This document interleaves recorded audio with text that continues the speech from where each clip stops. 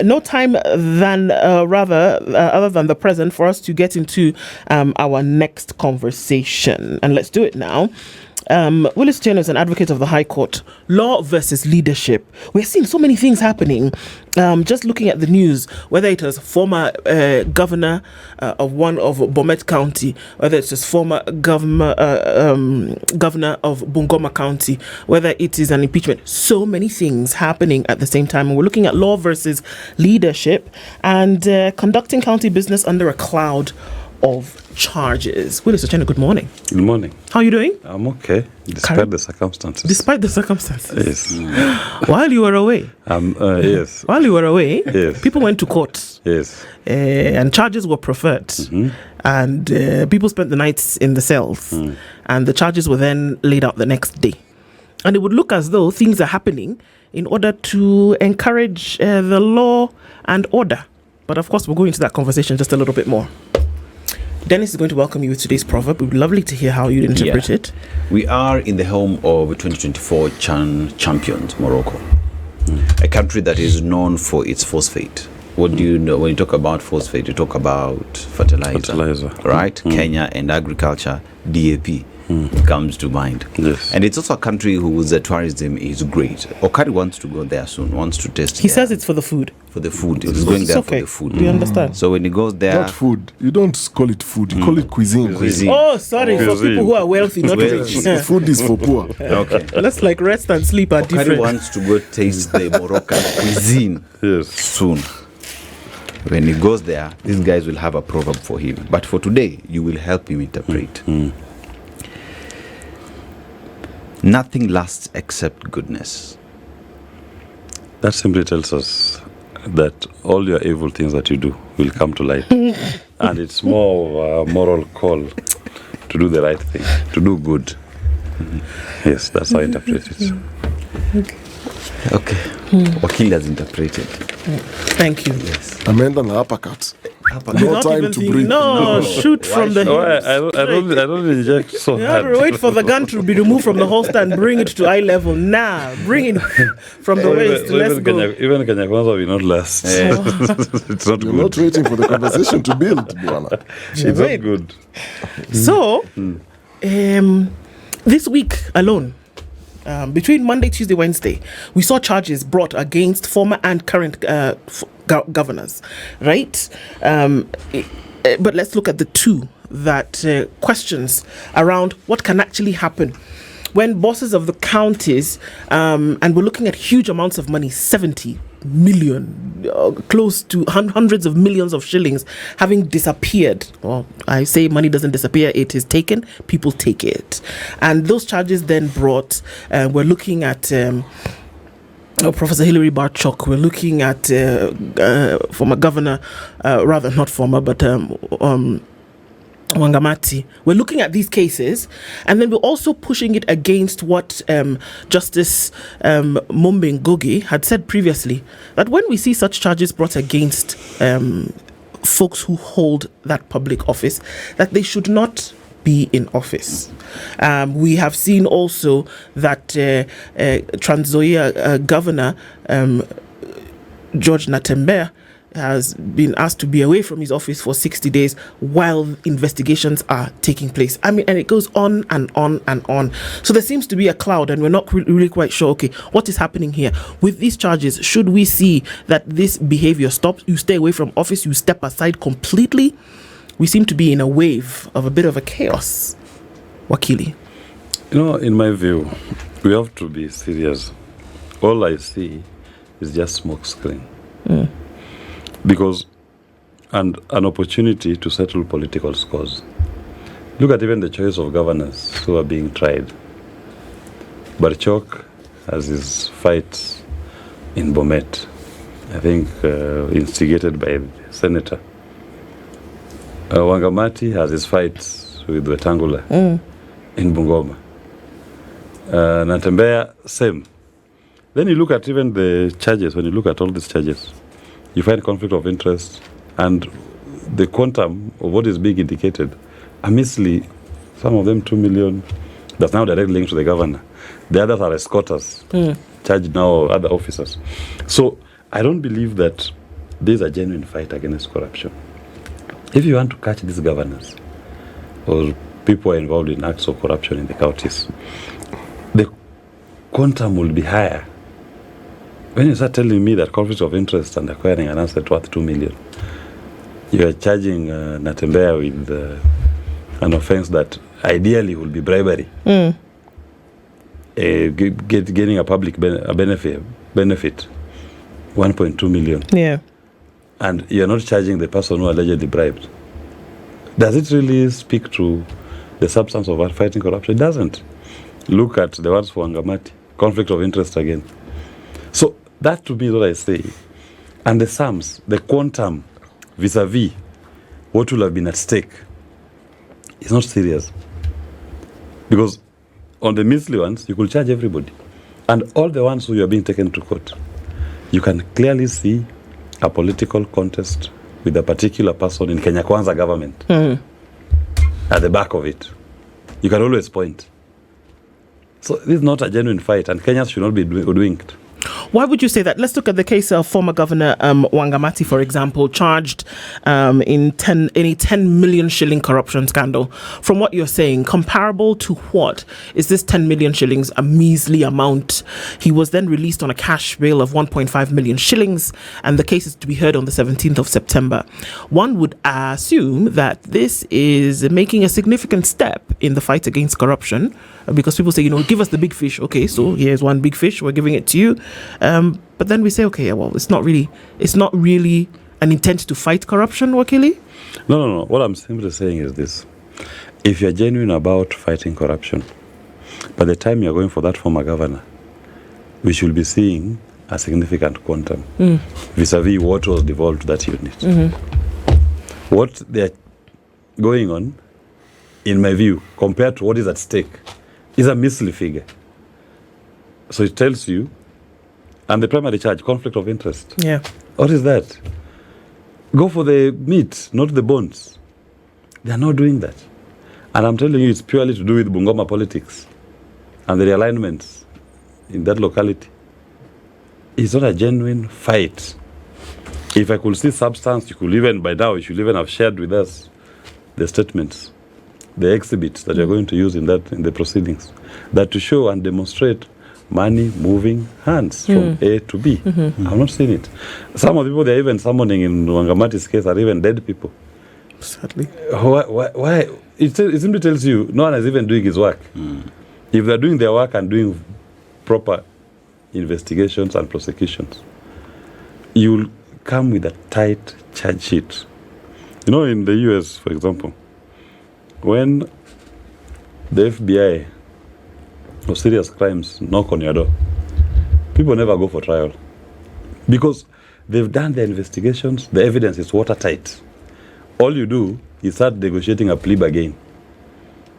How much am I taking? Am I going? For how many years am I going in? How much am I sending back to the state? But these ones, just gaslighting the people. So, Wakili, as we talk about proper investigations being done before the charges are taken to court, you find most of the time is fine, let's pick them up, let us take them to court and ask for more time to conduct investigations. And here is a point where even the courts are asking, why then bring someone before court if you have not finished the investigation? And asks the question, are we really serious when we talk about fighting corruption, or is the fight against corruption just being used as a political gimmick? It is a political gimmick. In fact, anytime you see this state go to court and ask for time to hold someone, it means they have no case. It's when they're looking for a case. To them, the presumption of innocence does not exist. It is just a political desire to have you arraigned in court on that day or in that week. They want to score political points on that day. That is why they'll drag you to court and then ask the court, give us time to conduct investigations. Can you block him from accessing his office for 60 days? You had all the time to conduct your investigations. No one stopped you from going into that office. EACC has been going to people's offices here, conducting raids in counties. When it comes to particular county officials, like now in the instance of Natembea, They now say, oh, we are still conducting our investigations. Then what are we doing in court? If you are still conducting your investigations, what are we doing in court?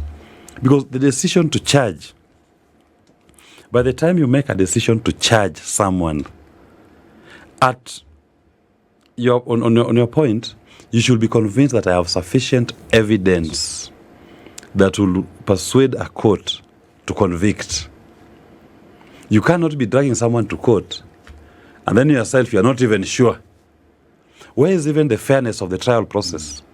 If I've been dragged to court and the investigator is still saying I lack certain evidence that will help me to get a conviction. So why are we in court then?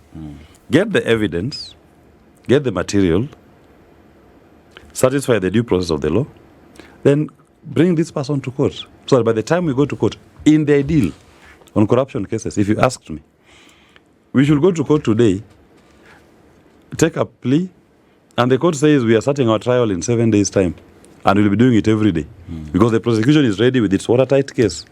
But in our instance, you are dragged to court. Some of these instances, Barchok, I think, and Wangamati, witness statements have not even been released to the defense. They are still not ready for even pre-trial. And you think that is a fight against corruption?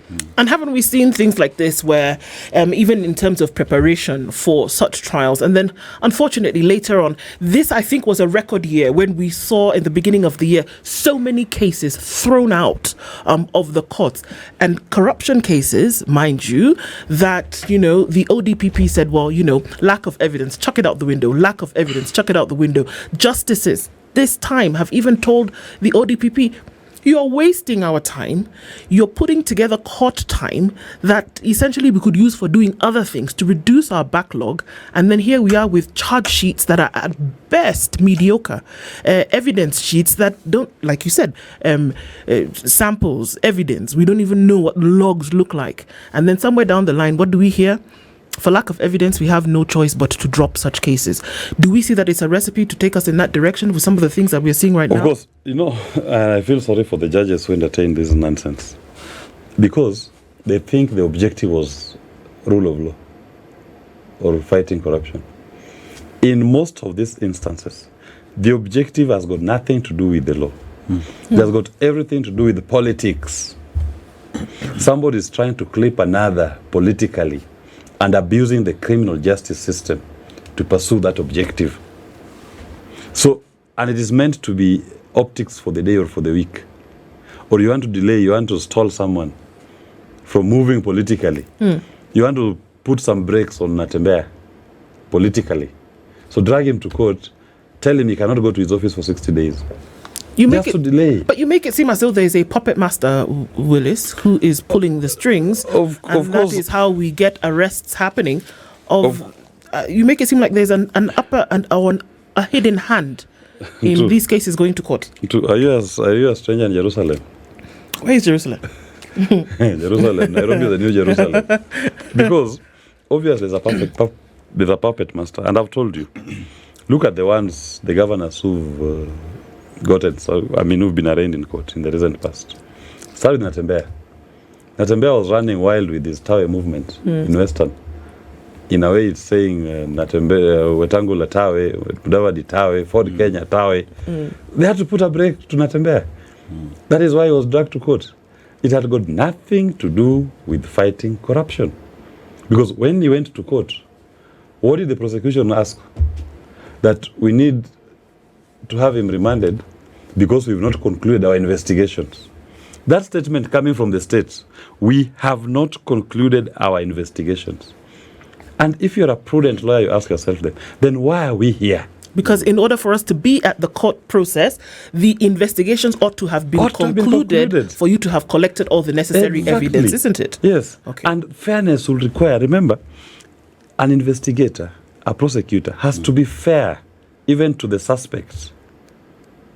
And for you to be fair to him, you must have done your entire process and even taken his caution and charge statement, where you tell him this is the nature of evidence we have against you. We intend to prefer the following charges against you. What do you say? Well, by the time we are going to court, in the minds of the investigator, you are as good as guilty. But here we witness with Natembeya, he is dragged to court, and the first statement the state requests after reading of the charges, we need more time to conclude our investigations. If I was a judicial officer, right there I will strike out that charge sheet.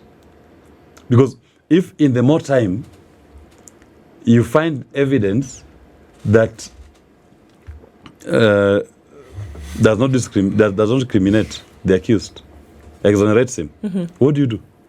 Yet you are dragged him in court, full glare of cameras, high drama. You're now charging him with these offenses. I'll tell you, your charge sheet is defective. Because if you're asking me for time to conclude your investigations, we cannot be here. So, Wakili, whenever these conversations happen, the president came out and said, we are leading the fight against corruption. Then a few days, you start seeing all these heads rolling and whatnot. And it's a conversation now that pegs on judicial officers, and whenever these cases go there, and preparations of investigating agencies. And there is an individual here says that all we do is lament even when the right thing is happening. That all we do wake up every day is open the book of lamentations even when there is right being done. How do you then marry these together in the sense that even when there is prosecution or a suspect is in court, justice has to be followed, and that we must see the intention of fighting corruption? You know, the problem with that individual is that those are the people who wants us to hide our head under the sun. And we must tell them the truth. We are not lamenting. We are reading from the book of Proverbs and the songs of Solomon and the Psalms of David. We are calling out bad governance. If he calls it lamentation, good for him. It's my right to lament if he so calls it. And it is right to say we are lamenting. But what we must say is this. If you are genuine about fighting corruption, fight corruption. But you cannot offer us sideshows and then you expect kudos. Because as Ntu says here rightfully, how many times have we seen these charges being dropped? You tell me in the last 10 years, or even since devolution came in, which governor has been convicted? Which governor has been convicted of a corruption offense? And you're telling me the problem is lamentation? It can't be. Because if these were genuine investigations, as I've told you, the FBI knocks your door in the US. I assure you, by the time they knock that door, all you're doing is plea bargain. Because they've done their investigations, they have a watertight case against you, they have all the evidence. Knocking the door is just now to summon you, to read for you what they have against you, ask what your view is before you are charged. And your view normally is, let's enter a plea deal here. I'll surrender the following, I can serve 2 years, 3 years. So I save you the onerous task of going through a trial process. But in Kenya, in the last, now almost 13 years, not a single conviction has been achieved by EACC against a governor. On corruption? On corruption. Not a single. I'm not talking of two. What about Waititu? Waititu's case that came in, maybe that's the one you can say there's a conviction that they obtained. There is Sonko. Sonko was not convicted. Kidero was not convicted. Who has been convicted? It's only Waititu. Does this then mean, Willis, from what I'm hearing, because it's talking about law leadership, then all these governors, you just need a little amount of dirty and to be on the wrong side for the government to come for you through this. That to me is the point. Through these charges. That it's coming for you. Is it pursuit of justice? So then it appears everybody has some dirty. But as long as you're dirty, be on the right side of dirty. And I want to bring the perspective of the conversation we've just had this morning on Sakaja. Well, there are corruption allegations, among other things, leveled against him. But the two quote-unquote broad-based government principles came to his rescue. Was it because he was on the right side? Still with the right amount of dirty? Let's look at it this way. Even as we discuss corruption, we have also oversight institutions who should be playing their primary role even before we get to court. One of them at the county level is the county assembly. I do believe that even before a governor is charged, if all these institutions were working, we will be having reports from the county assembly. We will be having reports from the Auditor General on the questions of corruption. We will be having reports from the controller of budget. But in this particular instance, you don't see some of these institutions working. Some of them have issued reports, being fair to them, like the Auditor General's office. But county assemblies, look at the instance of Sakaja. MCAs go out in public, they make all manner of noise, shouting, screaming, singing, almost funeral dirges, that they've decided Sakaja must be impeached.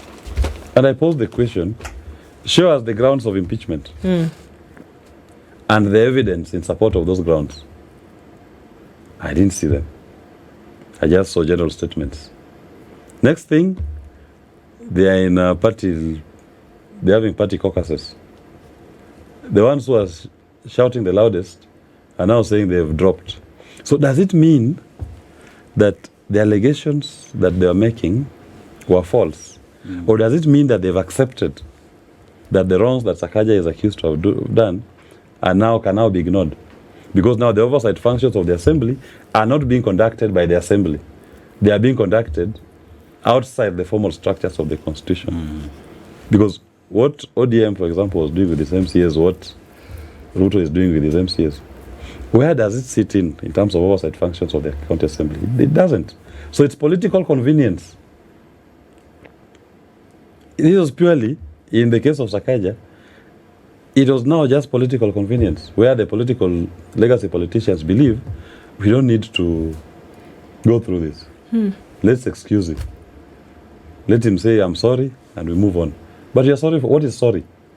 Sorry is a very painful thing in this particular instance because sorry connotes acts of corruption. Wrongdoing. Somebody actually did tell me something that is very quite sad.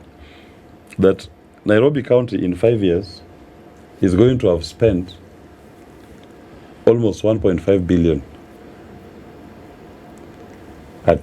dumped at Roy sewage. This dish in a county thing. 5 years down the line, what will you have to show for it?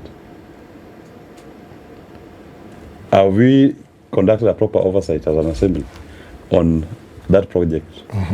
When it comes to garbage collection in this city, has it been done? So these are questions that the county assembly ought to exercise oversight over. They are not. They are now using political expediency to, in a sense, ignore serious questions of governance. And Sakaja, or any governor for that matter, when they are out of the hook, to them, they not answer to the MCS or the people of Nairobi. They'll answer to the political godfathers, to whom they know are the singular voters for them.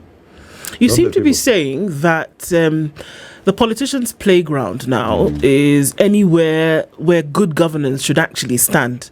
And that, as you say, you know, there are institutions that have been set up to maintain law and order, such as the EACC, and to call out situations where things have gone awry. And also that the judiciary now might be a playground for these things to happen.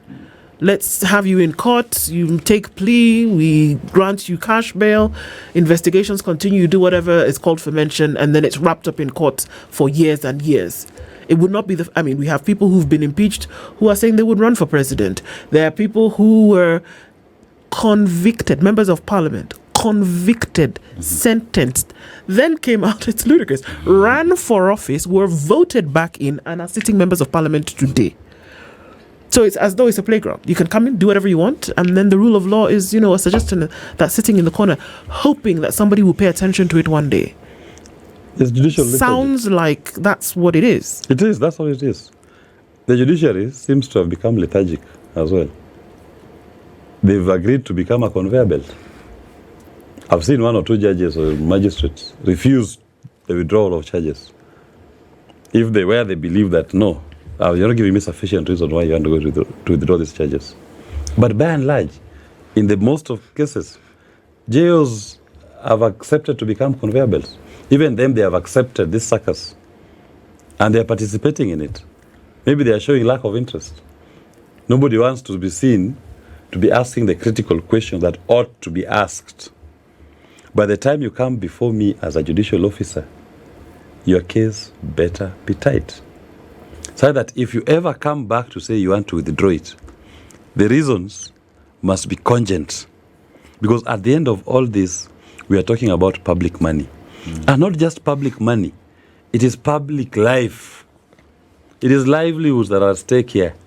When somebody steals money meant for hospitals, people are going to die. When somebody steals money meant for road construction, accidents are going to happen. People will die out of that. So at the bottom of everything, when it comes to corruption, don't just look at it as corruption. Look at it as a question of the right to life. Lives are at stake here. But what are judges doing? EACC, what is there to show for the time it has been in existence? We've spent almost 100 billion Kenya shillings on that institution in the last 5 years. What can they show us that they've done? It's just part of political legacy politicians' cleansing ground. There's nothing they are doing, if you ask me. EACC has become just a collection point. It's a toll station. You make it sound like a really dire situation. It is. We must call it for what it is. Safina Party, we are very impatient with this kind of structures that exist not to serve the people of Kenya. They exist to purely serve the interest of legacy politicians. Because if EACC was functional and doing its work as expected, everybody in public service will be scared. Are they scared of EACC? They are not. They are not, because they know at the end of the day, there is another forum where EACC will go to answer to, not the people of Kenya. And that is where I need to focus my attention to legacy politicians. You see, Wakili, when you talk about corruption, so you look at, say, during Kidero's time, there were corruption allegations as he was governor. Come to Songo, corruption allegations. Sakaja at the moment, there are corruption allegations. Look at all these governors, even the impeached governor for Meru left office due to issues that one would say would be picked even after they are out of the office to ensure that justice is served. But why it borders on all these just being politics being played is because once an individual is out of office, most of the time the case as well just goes silent. Are we sitting here saying that the institutions that have been given the mandate to investigate, to bring justice to the Republic, are just sitting and allowing themselves to be televisions being controlled by those in power? No, Dennis, you're the one who has faith in those institutions. I don't. I don't. The painful truth, that is exactly what they're doing. That's exactly what they're doing. Because if it were true that there are institutions which are working as required by law, even on the question of Sakaja, we will have seen EACC going to look at the body of evidence that the MCS had. Fine, we agree. Politically, you don't want to impeach him. But we still have a duty to make sure that there is no acts of corruption. The allegations in your petition, in your motion, are raising issues of corruption. And they will conduct the investigations. But we'll also ask them, where were you in the first place when this happened? Because EACC is an independent constitutional commission. It must carry out its investigations independent even of the assembly. If the assembly picked this up, where was EACC not to have picked it up from the beginning?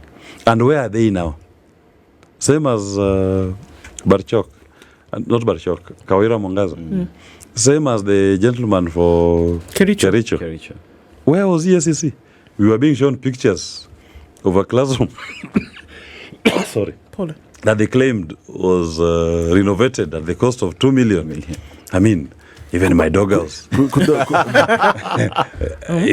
Doghouse is much better than that classroom, but it's not worth 2 million. So what I'm simply saying is, even when these issues are raised, we are not seeing EACC acting. But I don't even wish they wait for the issues to be raised. They should be proactive. But you see, Willis, EACC, as independent as it is, there's some success stories that we read Which from. ones? I mean, if you're looking at statistics, for example, how much, in terms of convictions, they've secured convictions. Which ones? Small fish? Recovered. I mean, these are reports No, I'm asking. Small fish. from small. So They small busted fish, police big officers fish. collecting bribes. Small fish. I want to big give fish. you. Let me just tell you something. A story that somebody one day told me, a policeman. Yes. That when you see a traffic police officer, normally when they go out to conduct police duties, you are told you're given a target that you must arrest 500 people or even 50 people That day. that day. So what some of these police officers do, they will go and stop a matatu. 2 matatus, these ones that carry 28 people. He goes early in the morning, stops 5 of them, or even 3, takes all of them to the police station, book them and charge them for the offense of not having a seatbelt on a moving vehicle. The numbers are 62. His target was 50. That is, he done it by 9 o'clock, he's finished it. So you gave him a target of 50. If you look at the book, he's arrested 50 people this day. So to what end? No. That's what I'm saying. Yes. You gave him a target of 50. Yes. He's just gone to the road, stopped 2 Nganyas, and he has these 62 accused persons. He's met his target, he can now go and do his other things. So also, yes, is he giving you these reports? It's not about reports. It's about service to the people. But service is And getting the service to the small people fish should and the be- big fish. No. Don't say that you're going to give us reports of a policeman who was arrested getting 50 shillings On the road. on the road. No, but when we can all see counties are raising, county assemblies have raised issues of corruption in their executives, and you've done nothing about it. That's an interesting point, Dennis, if you'll allow me. Because yesterday I was telling these the guys that I was watching the proceedings of the Senate Public Accounts Committee. And the amount of money that we see unexplained for certain things, and at the end of it, or the chairperson of the committee said, you know what, there are some things that are inexplicable. We can't see, and it's very clear that if you said 104 million shillings was spent, we should be able to see it in the accounts that this money was spent at the county level. The governor, who is the chief accounting officer, as the chief executive of the county, should then be able to explain some of these things. Now, in the inability to explain, we have no option, right, but to now recommend that the EACC picks this up and does something about it, because we've done an audit. We've given a window period for the right of reply. We've not received anything substantial in terms of explainer. So, as far as we are concerned, that money was either lost or it was stolen. Period. EACC then would pick it up. But this is a day in, day out process that this committee has. There is always money missing. There's somebody who must explain. Control of budget tells us one thing. Auditor General tells us another thing. Meanwhile, the Auditor General is in those meetings. Is in those committee meetings, hundreds of millions of shillings day in, day out. If the EACC, based on what you were saying, were serious about really picking up on some of these things, wouldn't we actually see through and through that there were more in terms of pickups of some of or at least the very public questioning about where these monies go? Would we not see that? We will see it, but they're not interested. Because to them, they answer to legacy politicians. And I want to take you back to what Dennis was saying. Now you've arrested this policeman who takes 50 shillings by the roadside every day. How many lives are lost from that process or at risk? Whereas you have a contractor and a county official or a national government official to whom they've embezzled 500 million Kenya shillings. You see, that's why I will be more interested in if you're giving me quantum of numbers. Tell me the ones whose acts of corruption pose a greatest threat to the life of Kenyans. I'm not saying the policeman taking 50 shillings should be exonerated, but you cannot bring for me the policeman as the success story with his 50 shillings.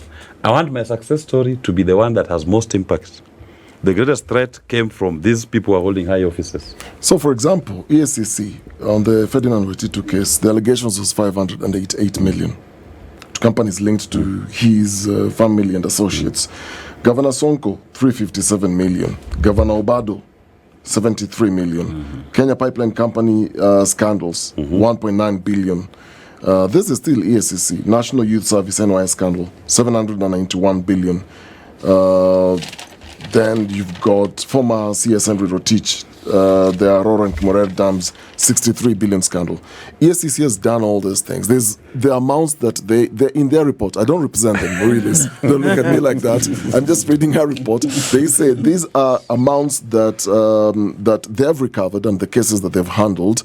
The question then is, from the reading of all this, the political influence and all these things, they don't have prosecution powers. Yes. So can you then give them some latitude that, hey, okay. You know, when EACC says we don't have prosecution powers, and yet, when these charges are taken to court, they are the IOs, the holders of the file. It's not even the DPP. The DPP will have given the approval to charge. Yes. I want you to go, especially as lawyers we see it, when you go to the details of the charges that EACC have preferred some of these cases, you can see this is a system that is set up to collapse from the beginning. In the entire list you've mentioned, only where it was a conviction. Yeah, but they're reporting it that he was charged. But where is the conviction? Akuda? Only where it. Don't just tell us that you've charged somebody in court. They'll tell you we've charged them this and they give you a very huge sum. I'll give you the example of Natembeya. When EACC released their statement on Natembeya, do you know how much they indicated as the amount of money that was at risk, that was stolen? 2 billion.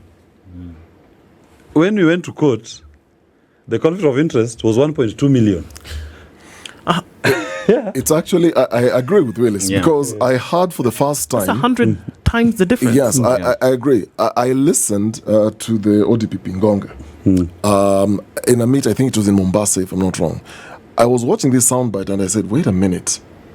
Because our reporter, I think, asked him questions around these things. And he said, look, the problem is the file that is brought to him or to his office is what Willis is saying. Then when they're trying to tie in the figures to evidence, then they realize the amount is so small, they don't have a case. Okay, I'm sorry. When we were in university, unknown concepts are now made known to you when the lecturer comes into class and he says, this is the case, right? Because you don't know, you are learning. By the time you enter into an institution, such as the ODPP, you are either you're most likely a lawyer who is trained on some of these matters. By the time it gets and you're telling us that we cannot link evidence to the amount of money that we are saying stolen, why would you mention it in the first place? Why would you say 2 billion shillings? Do you just decide it's a Tuesday and 2 billion shillings sounds nice? Or shouldn't you actually say, we have investigated, we have found that 104 million shillings was missing and we have tied it to this piece of evidence. And so now based on all of that, I put it down on a sheet and I say, here is the evidence, here is the money that's missing. We have confirmed with the Auditor General, and indeed this was supposed to be, it was not, and we see discrepancies here, and here. Because me, who I can only just spell the law, but if you were to bring it to me, I would say it is very clear that you don't know what you're talking about if you say 1.2 billion is missing and you cannot show me the evidence. That's exactly what they do. Why would you do that knowing very well that a judicial officer at the end of the process is going to throw the thing out for lack of evidence? That is why I tell you, that public statement that they issue is to hoodwink, gaslight the members of the public that we are doing something. Here, we are arresting Natembeya, 2.5 billion. Then when we appear in court the next day, 1.2 million. They don't even come with that their statement that they issued to the public. Why? But surely you must know. That's why it tells you. This was nothing to do with fighting corruption. So you're saying it's intentional sabotage? You cannot tell me that today in the evening, I release a statement saying I'm going to charge in 2 for an act of 2.5 billion corruption. The day before in the evening. The next day in the morning, you appear in court with charge sheets reading 1.2 million. It is less than 24 hours, my friend. There is no way that you can say that was a typo, it was a mistake. That is intentional. And as I've told you, look at, for example, why was it targeted? The timing. He's running amok with his Tawe movement in Western Kenya. There's a political hand somewhere pushing EACC, put a break to this young man's or give it a bit of a bump. Yeah. Because it is clear that if you have 2 billion the night before, 1.2 million the next morning, you as a legal mind are aware that the judicial officer will throw the thing out because of lack of everything. This. And while at it, as you arrive in the morning with the 1.2 million, you are even telling the court, I need more time to conclude my investigations. So don't allow him to go back to his office for 60 days. In fact, hold him in custody and for take the his entire passport. duration. Yeah, it's ridiculous. And anybody who thinks that this is a fight against corruption, it is not. These institutions have been captured by legacy politicians.